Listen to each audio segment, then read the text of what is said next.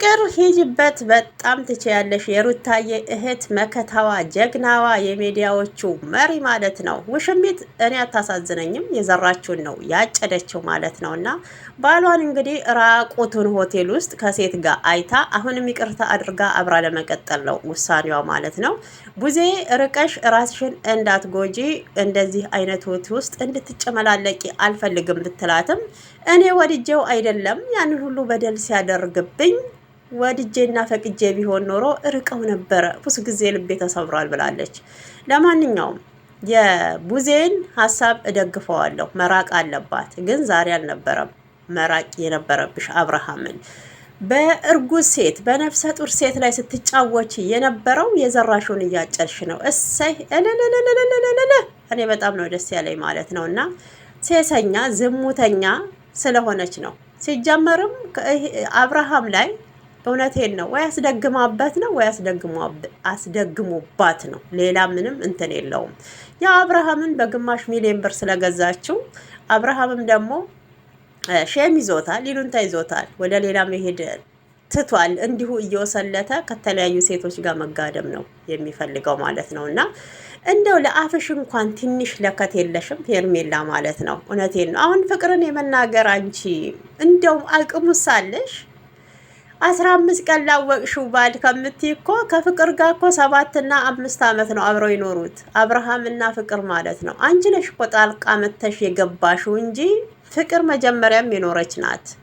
ከአብርሃም ጋር ቀጥለው ይሁን ተለያይተው ይሁን በመሀል ከሩታ ጋር እያለ ምንም እርግጠኛ አይደለሽም። እንኳን አንቺ ሩታ እርግጠኛ አይደለችም።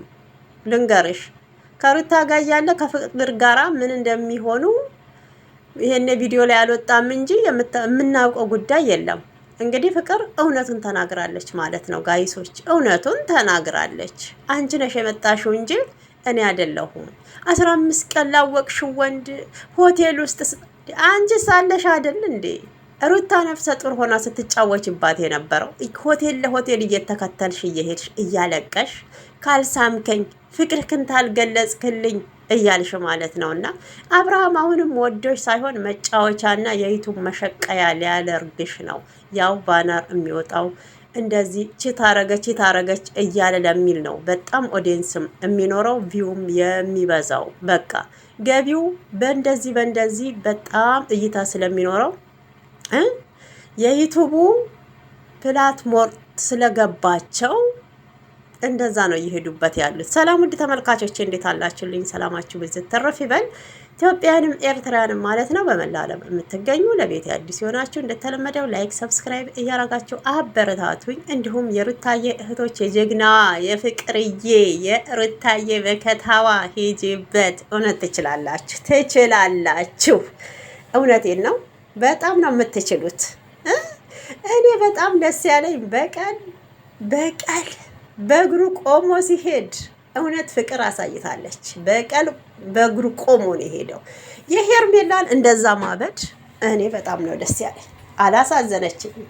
ሴት ነኝ ስትጎዳ አልወድም ነበር፣ ግን ሄርሜላ የሆነ ችግር አለባት። ከሌላ ሰው ጋር መሆን አትፈልግም። ትዳር ያለው ወንድ ላይ ብቻ ተለጥፋ የሰውን ህይወት ማበላሸት ስለሆነ የእሷም ህይወት መበላሸት አለበት። የማን ህይወት ተበላሽቶ ማን ተደስቶ ማን አልቅሶ ማን ይቀራል? አይደል እንዴ? አየሽው አይደል? ያሁለታው ቪዲዮ ራሱ በቂሽ ነበረ። ሄርሜላ ተመልሰሽ ድጋሜ ቡዜንም ይዘሻት አትመጪም። ከቡዜ ጋር ራሱ አትቀርቢም። የአብርሃምን ስም ራሱ እውነቴን ነው መስማት እንኳን አይደለም ድጋሜ ማየት መስማት እንኳን ትፈልጊያለሽ ብለን አስቤ አላቅም እኔ እንደ አንድ ሴት ማለት ነው። እሱ ምንድን ነው አብርሃም እንግዲህ እዛ ጋር እውነቱን እንድታውጪው ራቁቱን ሸሚዙን አውልቆ ራቁቱን እንደውም አልጋ ላይ ቁጭ ብሎ ነው። እዛ ተኝቶ ብታይማ እውነቴን ነው ፌንት ትበላ ነበረ። ደግነቱ ፍቅርዬ ጀግና አይደለች? የሩታዬ እህት ጠንቃቃ አይደለች? በቃ ጽድት ልት ብላ ልብሷን ለብሳ ምናምን ፏፍሽ ብላ ነው ከዛ በኋላ እንትን ያለችው ማለት ነው። እና ምን ያህል ፌንት እንደነቀልሽ ምን ያህል እንዳበድሽ ሩታም እንዲህ ነበር ያሳበድሻት። ለዚያውም 2 ነፍስ ሆና እናትሽ ሴት ናት። ምንም ቢሆን ወይ አክስት ወይ ጓደኛ እንደዚህ እርጉዝ ሆነ ወይ ጎረቤት አይተሻል። ሁለት ነፍስ ስትሆኑ ነፍሰ ጡሮችን ማስደንገጥ ጥሩ አይደለም። የሆነ ነገር ሊከሰት ይችላል። የሆነ ነገር ይሆናሉ። ገብቷችኋል ይባላል። አሁን ጠፋ እንጂ ጥሩ አይደለም የሚባል አባባል አለ በሀገራችን ከአያቶቻችን እንደሰማነው ከቅድመ አያቶቻችን ማለት ነው። አንቺ ግን ምንም አልመሰለሽም። ያኔ የታየሽ በቃ ይሄ ከአብርሃም ጋር ታብታብ የምታረዩ ነገር ብቻ ነው የታየሽ። የራስሽ ስሜት እዛ ጋር የሚያስደስትሽም ብቻ ነው።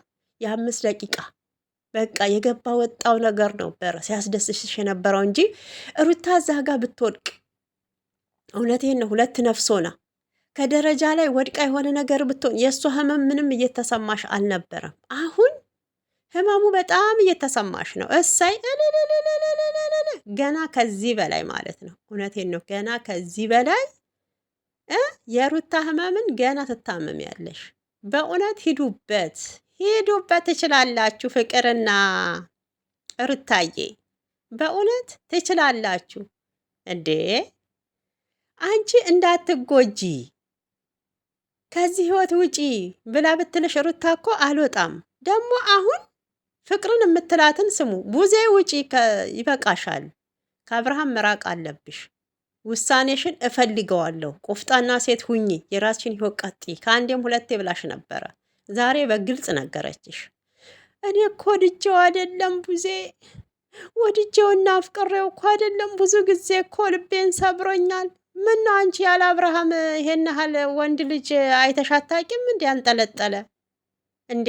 ወላድ በድባቧ ትሂድ። ኢትዮጵያ ውስጥ እኮ ሞልተዋል ቆፍጣና ወንዶች፣ ራሳቸውን የሚያስከብሩ ታማኞች አሉ። ሁሉም ሴሰኞችና ዝሙተኞች አይደሉም። በእውነት ነው የምላችሁ እንዴ።